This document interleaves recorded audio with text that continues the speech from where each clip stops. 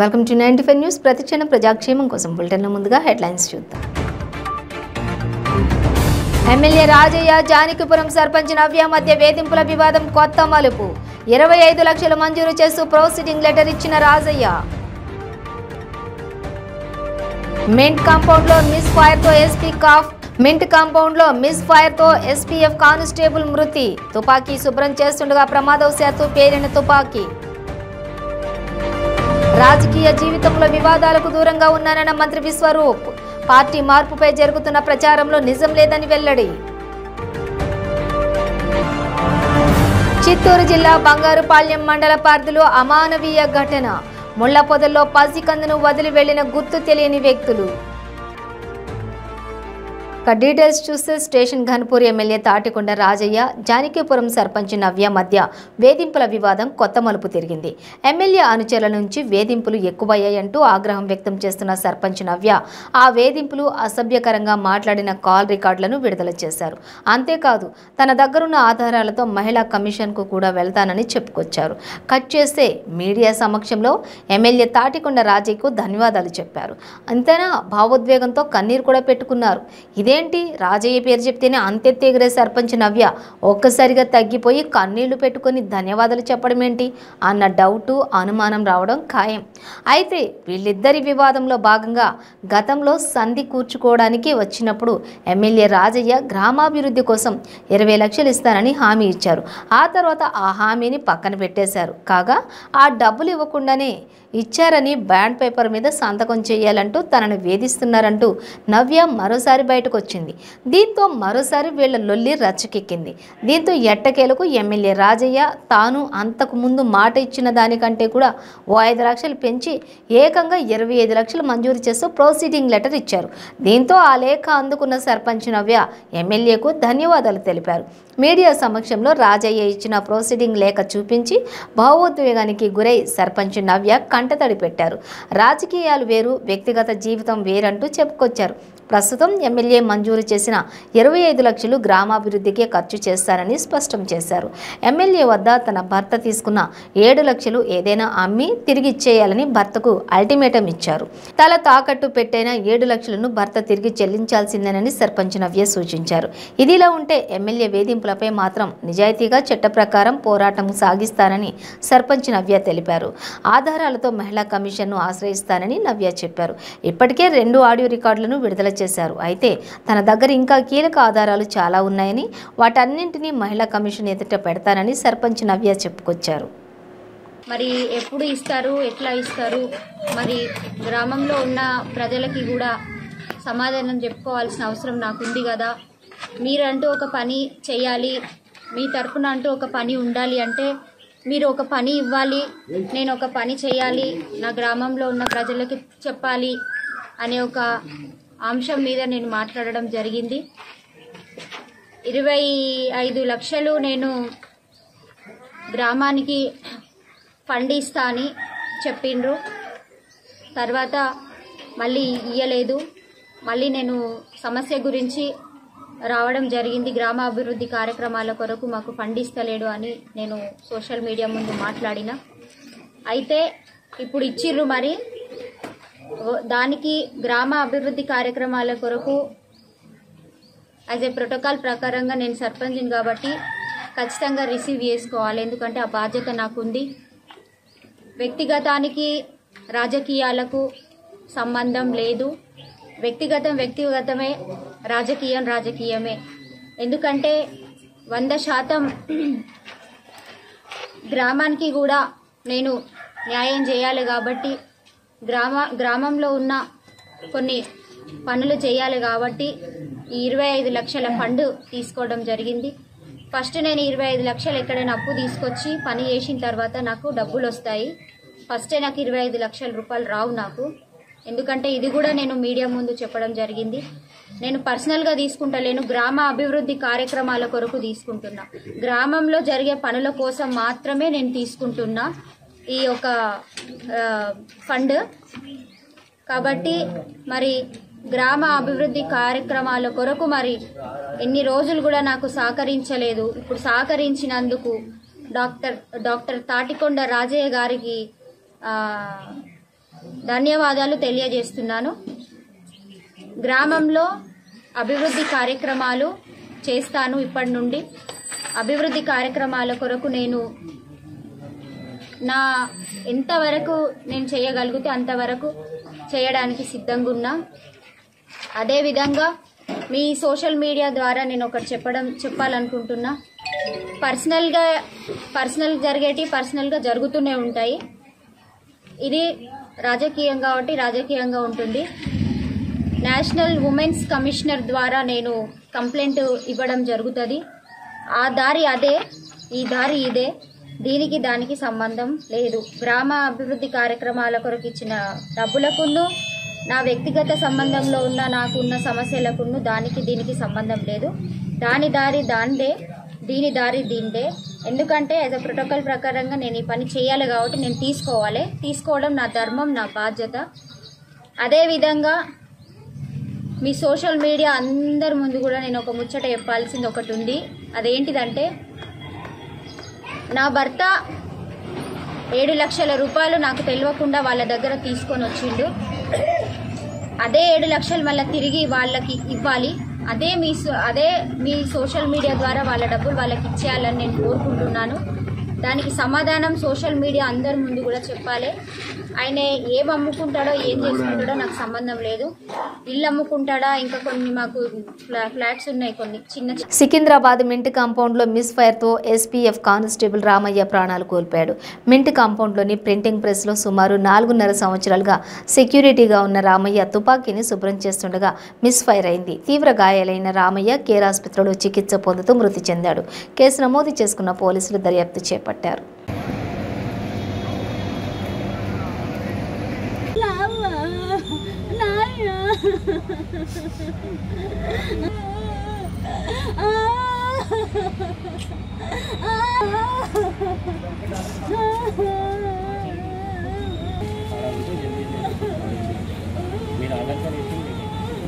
ఇదేం పర్సన్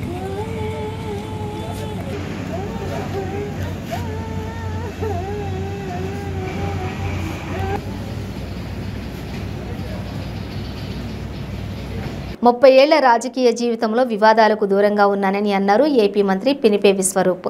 వైఎస్ఆర్సీపీ సిద్ధాంతాలు, సంక్షేమం దృష్టిలో పెట్టుకునే మాట్లాడతానని, పదవుల కోసం తాను పార్టీలోకి రాలేదన్నారు. వైఎస్ రాజశేఖర్ రెడ్డి శిష్యుడిగా జగన్కు మద్దతు ప్రకటించాలనే పార్టీలోకి వచ్చానన్నారు. తనకు పార్టీ మారే ఆలోచన లేదని, తనకు పార్టీ మారాల్సిన అవసరం లేదన్నారు. కోనసీమలోని పవన్ కళ్యాణ్ వారాహి విజయ యాత్రపై స్పందించమంటేనే తాను తిరుమలలో మాట్లాడానని అన్నారు. పార్టీ మార్పుపై జరుగుతున్న ప్రచారంలో నిజం లేదన్నారు.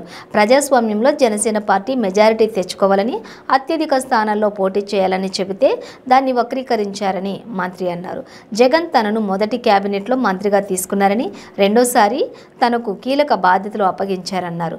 తాను పవన్ పార్టీకి సానుభూతి పరుడునని చెప్పలేదని, కోనసీమలో సామాజిక వర్గాలను సమన్వయం చేసుకున్న వారే రాజకీయం చేయగలరని వ్యాఖ్యానించారు. నెల్లూరులో ఆ కార్యక్రమంలో పాల్గొని ఎలాగా నెల్లూరు వెళ్ళాలంటే వయా తిరుపతి మీద నుంచి వెళ్ళాలి.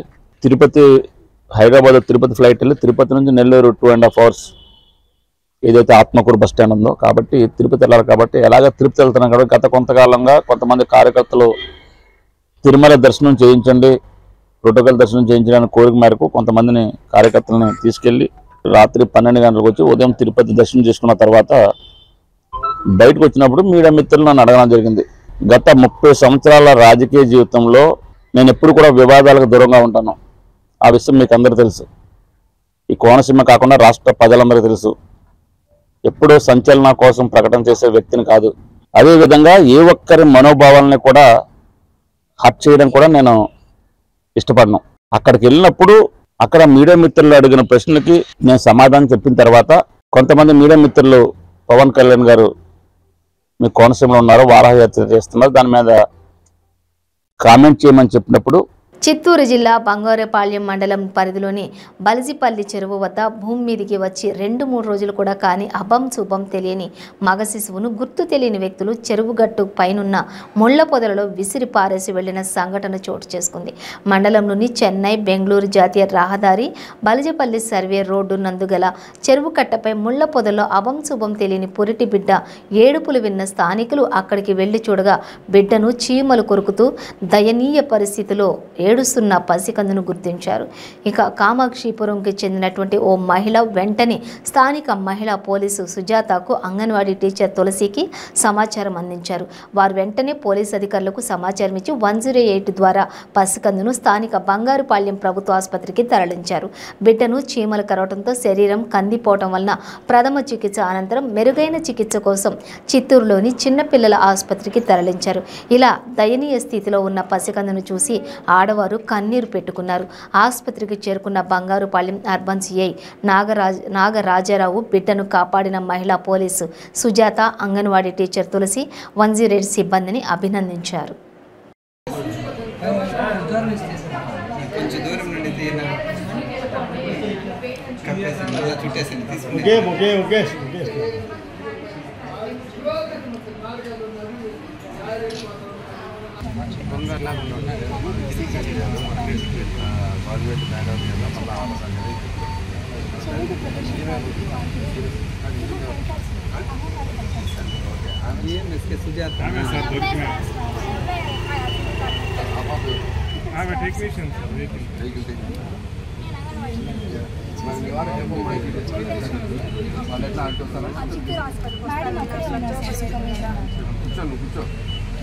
గారు చాలా గొప్ప పని చేశారు.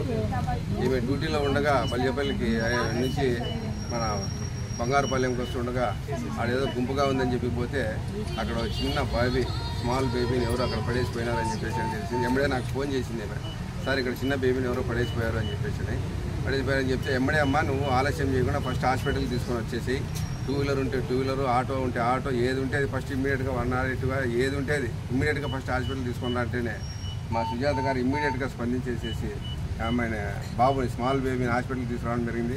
నేను అప్రిషియేట్ చేస్తున్నాం. చాలా కంగ్రాట్స్ అమ్మ, చాలా గుడ్ వర్క్ చేసాం. ఒక లైఫ్ ఈమె సేవ్ చేసింది. మా ఎస్పీ గారికి కూడా దృష్టికి కూడా తీసుకొని పోతాము. ఏమైంది తీసుకొని వచ్చి మీకు మంచి రివార్డు వచ్చేట్లు కూడా మేము ప్రాథమికంగా కూడా రాస్తున్నామని చెప్పేసి అందరికీ తెలియజేసి ఈ పత్రికాముఖంగా అభినందిస్తున్నాం.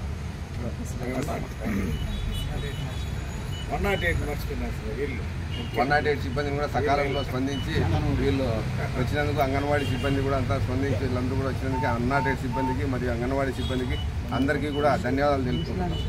ముందుగానే మేనిఫెస్టో ప్రకటించి ప్రజల్లోకి వెళ్తున్న టీడీపీకి జిల్లాలో విభేదాలు సమస్యలుగా మారుతున్నాయి. అనంతపురం జిల్లాలో నేతల మధ్య సమస్యలు మరింత ఎక్కువయ్యాయి. బస్సు యాత్రలను కూడా క్యాన్సిల్ చేయాల్సిన పరిస్థితి ఏర్పడుతున్నాయని, దాంతో జిల్లాలో కొనసాగుతున్న వివాదాలపై టీడీపీ అధిష్టానం సీరియస్గా దృష్టి సారించినట్టు తెలుస్తోంది. గొడవలు జరుగుతున్న నియోజకవర్గాల్లోని నేతలను త్వరలో అమరావతికి పిలిపించాలన్నట్టు పార్టీ వర్గాలు చెబుతున్నాయి. ఉమ్మడి అనంతపురం జిల్లాలో 23వ తేదీన భవిష్యత్తుకు గ్యారెంటీ బస్సు యాత్ర ప్రారంభమైనప్పటి నుంచి కొన్ని నియోజకవర్గాల్లో పార్టీని అంతర్గత విభేదాలు రచ్చకెక్కుతున్నాయి. ఇక ఎన్నికలు సమీపిస్తున్న తరుణంలో జరుగుతున్న పరిణామాలు చర్చనీయాంశమవుతోంది. ఉమ్మడి అనంతపురం జిల్లాలో పెనుకొండ, కళ్యాణదుర్గం, మడకశిర, సింగనమల నియోజకవర్గాల్లో విభేదాలు ఎక్కువయ్యాయి. పెనుకొండ, కళ్యాణదుర్గం నియోజకవర్గాల్లో బస్సు యాత్ర పూర్తయింది. ఈ 2 చోట్ల కూడా నాయకులు బాహాటంగానే ఘర్షణకు దిగారు, కొట్టుకున్నారు కూడా. కళ్యాణదుర్గం నియోజకవర్గంలోని మాజీ ఎమ్మెల్యే ఉన్నం హనుమంతరాయ చౌదరి నియోజకవర్గ ఇన్ఛార్జి ఉమామహేశ్వర నాయుడు 2 గ్రూపులుగా విడిపోయి కొట్టుకున్నారు. జిల్లా నేతల ముందే ఇవి జరుగుతున్న వాటిని ఫుల్ స్టాప్ పెట్టే ప్రయత్నం కానీ, నిలువరించే చర్యలు కానీ చేపట్టలేకపోయారు.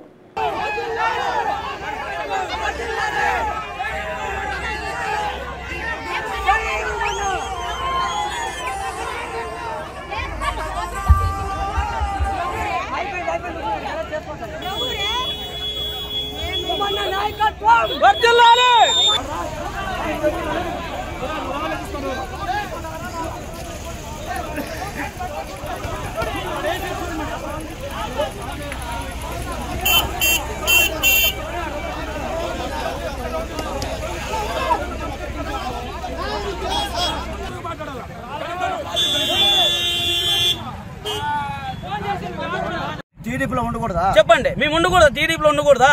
మాకు ఇదేనా న్యాయమా? మేము టీడీపీలో ఉండకూడదా? మాకు ఇదేనా న్యాయమా? మార్చి వర్గం కాదు, ఎవరి వర్గం కాదు. మేము మొత్తం మీద ఏం చెప్తున్నామండి, మేము అధిష్టాన్ని కష్టపడతాం లేదనము. మాకు లోకల్ నాయకులు టికెట్ ఇస్తే కష్టపడి ప్రాణాలు అర్పించి కూడా గెలిపించుకుంటాం. మాకు మార్తి అన్న కాదు, మాకు లోకల్ నాయకులు టికెట్ ఇస్తే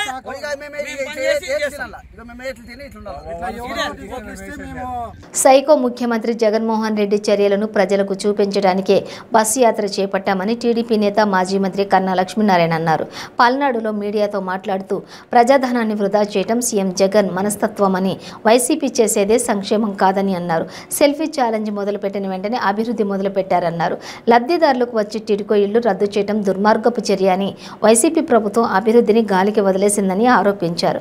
ప్రజల మీద పడి రాబందుల్లాగా పేకు తింటున్నారని, ఈ సైకో ముఖ్యమంత్రి పోతే నిజమైన అభివృద్ధి జరుగుతుందని, జగన్ రాక్షస పాలన అంతం చేయాలని కన్నా లక్ష్మీనారాయణ పిలుపునిచ్చారు.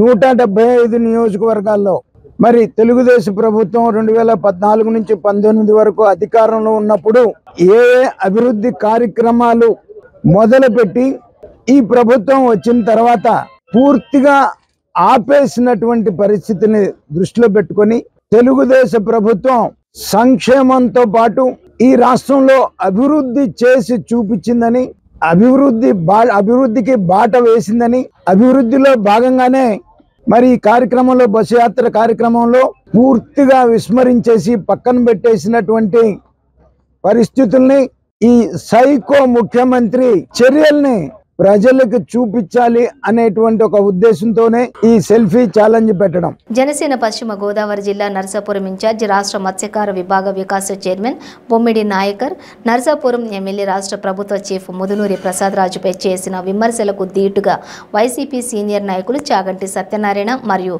కామన్ బుజ్జి ఘాటుగా సమాధానమిచ్చారు. తమ నాయకుడు ముదునూరి ప్రసాద్ రాజును విమర్శించే స్థాయి మీది కాదని అన్నారు. జిల్లా కేంద్రం అవినీతి అని ఆరోపణ చేసే నాయకులు దీనిని నిరూపించగలరా అని ప్రశ్నించారు. మీరు మిమ్మల్ని అందులో ఎక్కిస్తే మిగతా వాళ్ళు ఏమనుకుంటారని మిమ్మల్ని కింద కూర్చోబెట్టారా? మీరు ఎంత కష్టపడి ఓడిపోయి ఇన్ని ఖర్చు పెట్టుకున్నా సరే ఇవాళ మీరు చేసిన మీకు మినిమం స్థానం కల్పించలేదు ఆయన. అయితే నేను ఒకటే చెప్తాను, ఇవాళ ఏదో మీరు ఆవేశంగా విమర్శించడం, ప్రసాదరాజు గారిని విమర్శించడం అంటే ఆయన ఏదో ఆవేశంగా మాట్లాడుతున్నారు. పవన్ కళ్యాణ్ గారు మనం కూడా అలాగే మాట్లాడాలని అనుకున్నారు. ఇవాళ అతనికి పవన్ కళ్యాణ్ గారికి ఒక స్ట్రాటజీ లేదు. నిజంగా మనం చూస్తే అనిపించింది, ఆయన ఎక్కడ ఊగిపోతూ మాట్లాడుతూ ఇలాగా రాజుల్లోనూ పిఠాపురంలో మాట్లాడిన తర్వాత నర్సాపురం వచ్చి ఇలా జక్కం బాబ్జీ గారి ఇంట్లో దిగారంటే నేను అనుకున్నాను, ఓహో ఈయన ఆవేశంగా ఉన్నాడు, కొంచెం మెడిటేషన్ కొంచెం యోగా చేస్తే కొంచెం స్థిమితం అవుతుందని బాబ్జీ గారి ఇంట్లో పెట్టారేమో 2 రోజులు ట్రైనింగ్ ఇవ్వడానికి అనుకున్నాను నేను. నిజంగా అదే పరిస్థితి అనిపించింది నాకు. లేకపోతే అక్కడ ఉండాల్సిన పనే ఉంది. అందుకనే 2 రోజులు ఆయన బయటికి రాలా. అక్కడ ట్రైనింగ్ ఇచ్చినట్టు యోగా చేస్తే కొంచెం మీరు ఆవేశం అది తగ్గుద్దని. ఆయనకే లేదు. మీకు అసలు మీ నర్సాపురం మీద మీకు అవగాహన లేదు. మొగల్పూర్ పంచాయతీకి మా మండలంలో ఎన్ని పంచాయతీలు ఉన్నా మీకు తెలియదు. ప్రసాద్ రాజు గారి గురించి విమర్శించే అర్హత మీకు లేదు. ఎందుకంటే ఆయనకి ప్రతి పంచాయతీలో ప్రతి గ్రామంలో పిన్ టు పిన్ ఏం చెయ్యాలి, ఏం అభివృద్ధి చేయాలి ఒక స్ట్రాటజీ అని మైండ్ లో ఉంటది. ఈ గ్రామంలోకి వెళ్తే ఈ రోడ్డు పని వేయాలి, ఈ డ్రైన్ వేయాలి, ఈ ప్రాజెక్టులు తీసుకురావాలనే తపంతో ఆయన పనిచేస్తున్నారు. ఇవాళ 3,700 కోట్లు తీసుకొచ్చారు. మీకు ప్రతిదీ మీరు ఏదో అంటున్నారు, ప్రతిదీ జీవోతో సాగితం ఉన్నాయి. ఇక్కడ ప్రతిదీ కూడా వాళ్ళ టెండర్ ప్రాసెస్ లో ఉన్నాయి, వర్కులు జరుగుతున్నాయి. కళ్ళు మూసుకుపోయినాయి మీకు. వాళ్ళ నర్సాపురం మున్సిపాలిటీలో ఎన్ని వేల కోట్లతోటి వాళ్ళు అభివృద్ధి చేశారు. వాళ్ళ అండర్ గ్రౌండ్ డ్రైనేజ్ సిస్టమ్ ఎప్పుడైనా ఉందా? ఆలోచించారా మీరు? ఎప్పుడైనా ఊహించారా Narsapuram underground drainage system? ఇవాళ 87 కోట్లు ఫస్ట్ ఫేజ్ లో తీసుకొచ్చారు. కాలేజీలు తీసుకొచ్చారు. 40 సంవత్సరాలుగా ఏ నాయకుడు ఊహించింది. ఈయన ఏదో ఓటు బ్యాంక్ కోసం రాజకీయాలు చేయరు ప్రసాద్ రాజు గారు. ఇవాళ జనాలు మనల్ని నెగ్గించారంటే వాళ్ళకి ఏదో చెయ్యాలనే తాపత్రయంతో ఆయన పనిచేస్తున్నారు. అభివృద్ధి ధ్యేయంగా పనిచేస్తున్నారు. ఇక్కడ ఇలా కుల మతాలు, కుల పాలిటిక్స్, ఓట్ బ్యాంక్ రాజకీయాలు చేసే మనస్తత్వం ప్రసాద్ రాజు కాదు. ఇవాళ అవినీతి గురించి మాట్లాడాలే అర్హత ఆయనకి లేదు. ఇవాళ నీతికి ఆయన మారుపేరు ప్రసాద్ రాజు. ఎవరి దగ్గర ఒక రూపాయి ఆశించడు ఆయన. ఏదైనా సరే వర్క్ చేస్తే కూడా అది నీతిగా నిజాయితీగా జరగాలని దగ్గరుండి చేయించే వ్యక్తి ప్రసాద్ రాజు. ఇవాళ మీరు ఏదైతే మాట్లాడుతున్నారో ఇవన్నీ కరెక్ట్ కాదు. మీరు ఫస్ట్ మీ స్థాయి మీరు మర్చిపోయి ప్రసాద్ రాజు గారిని విమర్శించడం సరికాదు. మరి ఈ రోజున నాయకర్ గారు మరి చాలా నా లెక్కల్లో మరి ఇన్ని సంవత్సరాల నుంచి రాజకీయాల్లో ఉంటున్నాను నేను. చాలా అమర్యాదగా మాట్లాడినటువంటి వ్యక్తిగా నాకు కనిపిస్తూ ఉన్నాడు ఆయన. మరి ఈ రోజు ఏకవచనంతో ప్రసాదరాజు ఆయన ప్యాకేజీ తీసుకున్నట్టుగా ఆరోపణ చేయడం జరిగింది. మరి మీకు దమ్ము ధైర్యం ఉంటే ప్రసాదరాజు గారు నీతి మీద కానీ నిజాయితీ మీద కానీ మీరు ఏమైనా రుజువు చేయగలిగితే రేపు అసెంబ్లీ స్థానానికి కూడా ఆయన పోటీ చేయరు. అంత నిజాయితీగా ఈ నియోజకవర్గంలో ఆయన మరి ఎమ్మెల్యేగా మరి ఎన్నో కార్యక్రమాలు చేస్తూ ఉన్నారు. మరి అటువంటి వ్యక్తిని మీరు మిమ్మల్ని ఏమన్నారని ఆయన అంత అమర్యాదగా మీరు మాట్లాడటం జరిగింది. రేపు మీరు ఎలక్షన్కి వస్తారు కదా, వచ్చినప్పుడు తీసుకుందాం, మీరు టికెట్ తెచ్చుకోండి అసలు ముందు.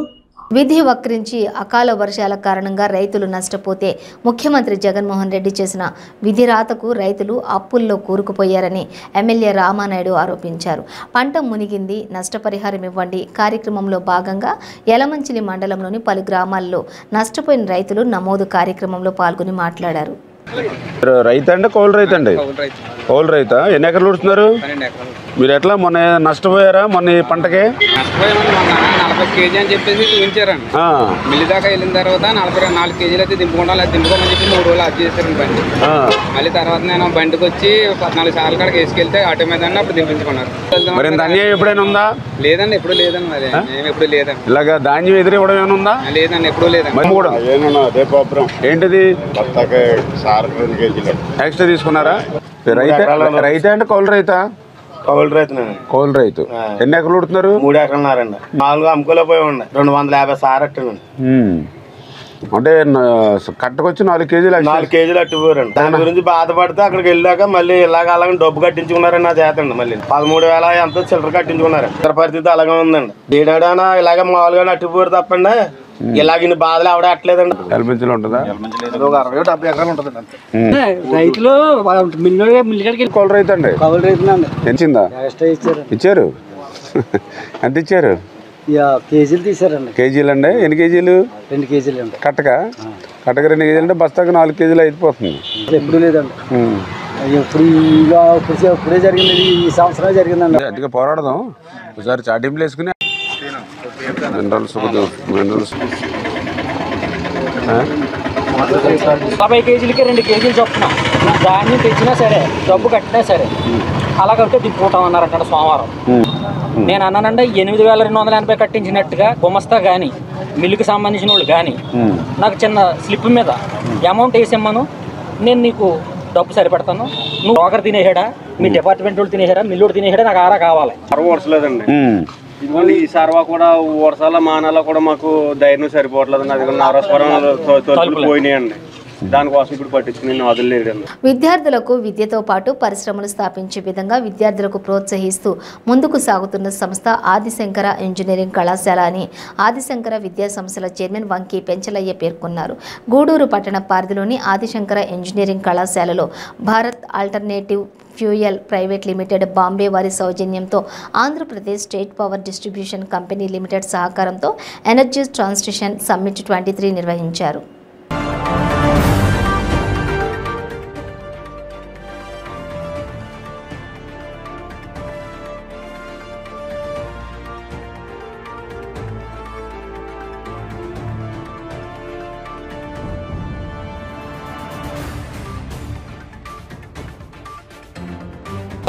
Investors.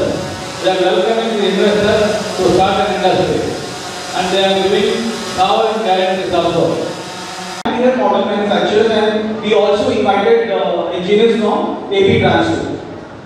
To give you more information about Bharat Port Fuel, as Dr. Mohan rightly mentioned that we are a startup which is incubated under Adi Shankara. And while I am addressing you all, I am so happy to tell you that the same institution has rooftop installed over it with its data and engineers. So while I am addressing you, I am also confident that we have done something. It's a 1 megawatt plant which is producing renewable energy for the usage of our institution. Visakha NAD junction Kakani Nagar వద్ద ఘోర road ప్రమాదం జరిగింది. కాకానీ నగర్ వద్ద lorry కారును ఢీకొట్టిన ఘటనలో ఓ వ్యక్తికి తీవ్ర గాయాలయ్యాయి. ఎయిర్పోర్ట్ జోన్ పోలీసులకు కేసు నమోదు చేసి దర్యాప్తు చేపట్టారు.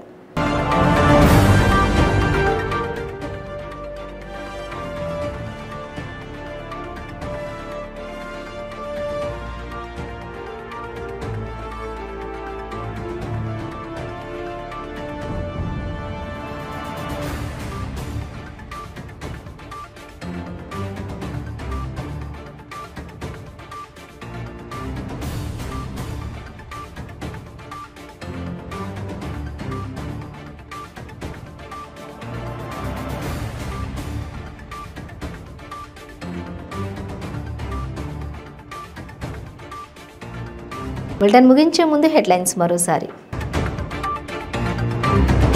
ఎమ్మెల్యే రాజయ్య జానకిపురం సర్పంచ్ నవ్య మధ్య వేధింపుల వివాదం కొత్త మలుపు. 25 లక్షలు మంజూరు చేస్తూ ప్రొసీడింగ్ లెటర్ ఇచ్చిన రాజయ్య. మింట్ కాంపౌండ్లో మిస్ ఫైర్తో ఎస్పీఎఫ్ కానిస్టేబుల్ మృతి. తుపాకీ శుభ్రం చేస్తుండగా ప్రమాదవశాత్తు పేలిన తుపాకీ. రాజకీయ జీవితంలో వివాదాలకు దూరంగా ఉన్నానన్న మంత్రి విశ్వరూప్. పార్టీ మార్పుపై జరుగుతున్న ప్రచారంలో నిజం లేదని వెల్లడి.